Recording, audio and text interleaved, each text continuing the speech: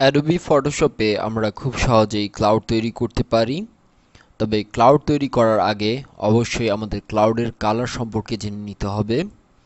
Suppose আমরা blue কালারের cloud তৈরি করব, তাহলে কালার সিলেকশন করব এবং লাইট ব্লু আমরা এখানে ইউজ করতে যাচ্ছি। ওকে প্রেস করব।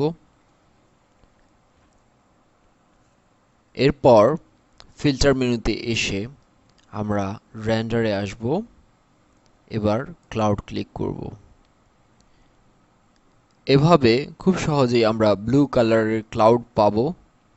এছাড়া আমরা যদি ডিফারেন্ট কালারের ক্লাউড পেতে চাই, তাহলে আমরা জাস্ট এখানে কালারের অংশে এসে কালার সিলেক্ট করব। সাপোজ গ্রিন রঙের কোনো ক্লাউড হয় না, তারপরও আমরা যদি গ্রিন রং অ্যাপ্লাই করতে চাই তা পারবো। আমরা ফিল্টারে আসব এবং রেন্ডার প্রেস করে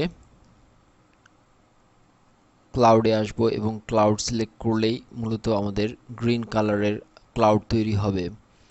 আমাদের ডিফল্ট কালার যে হোয়াইট রয়েছে সেই অংশটুকু মূলত আমাদের এই হোয়াইট অংশটুকু মেজর করছে, আর মেইন যে ফরগ্রাউন্ড কালার রয়েছে তা মূলত আমাদের ক্লাউডের কালার নির্ধারণ করছে।